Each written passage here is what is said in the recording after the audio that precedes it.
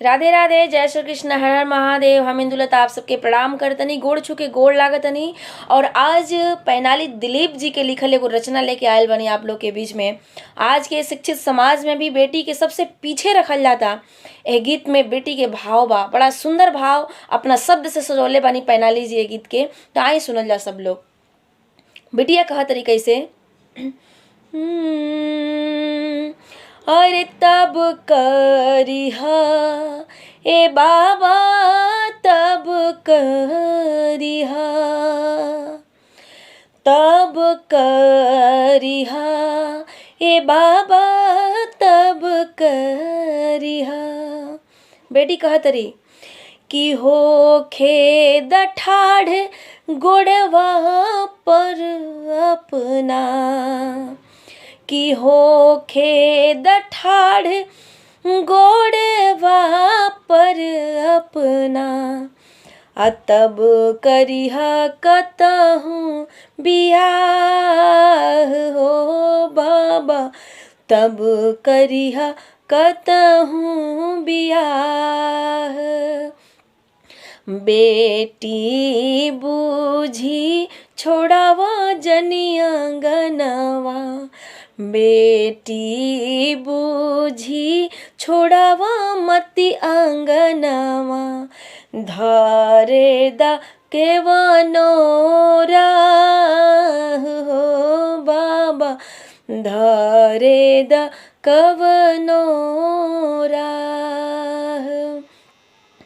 और बिटिया के भाव आगे का कहतरी कि कब ले होई सवाल हमनी से, कब ले हो खब जा हरान हो, कहियाले भेटी सम मर जादा, भेदभाव के होई कब निदान हो, कब ले होई सवाल हमनी से, कब ले हो खब जा हरान हो, कहियाले भेटी सम मर जादा, भेदभाव के होई कब निदान हो। बेटवन से पूछेला मन के आर मनवा, बेटवन से पूछेला मन के आर मनवा, हमनों से पूछा कबो चाह हो बाबा, हमनों से पूछा कबो चाह हो। सही बात बा, बेटा से तो पूछल जाला मगर बेटी से कहीं ना कहीं कुछ ना पूछल जाला। जहे खूटा पकड़ा दी तहे बेटी चल गई है। कहे के बा कि बेटवन से पूछेला मन के यार मनवा, बेटवन से पूछेला मन के यार मनवा, हमनों से पूछा कब चाह हो बाबा, हमनों से पूछा कब चाह हो। बेटी बूझी छोड़ावा मती आंगनवा, बेटी बूझी छोड़ावा मती आंगनवा, धरे दा कवनोरा हो बाबा, धरे दा कवनोरा। और अगले भाव में देखी बिटिया के बड़ी सुंदर भाव बा। कह तरीके से कि तरड़ भरड़ होई के करे हथवे, बात जानत भगवान हो। पैनाली जी बड़ा सुंदर शब्द से सजौले बानी ये गीत के। कहा तनी कैसे कि तरड़ भरड़ होई के करे हथवे बातई जानत भगवान हो। सबल बनी है जाह दिन बिटिया होई सब कर कल्याण हो। सबल बनी है जाह दिन बिटिया होई सब कर कल्याण हो।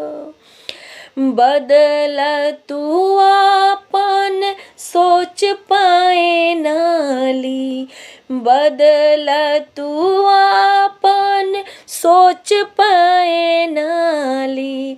बेटी है करी है अब निबाह हो। बदल तू आपन सोच पाए नाली, बदल तू आपन सोच पाए नाली। बेटी ये करी है अब निबाह हो।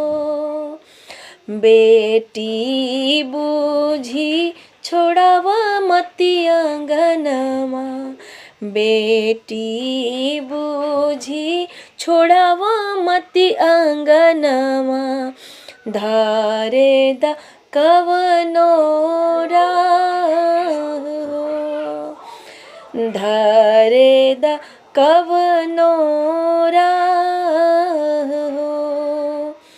तब करिहा ए बाबा तब करिहा, ए बाबा तब करिहा, तब करिहा ए बाबा तब करिहा, ए बाबा तब करिहा। बेटी बूझी छोड़ावा मती अगनमा, धारे द कवनो राह होखे दठाड़ गोड़वा पर अपना। तब करिहा कतहु बियाह हो बाबा, तब करिहा कतहु बियाह, तब करिहा कतहु बियाह हो बाबा। तब करिहा कतहु बियाह।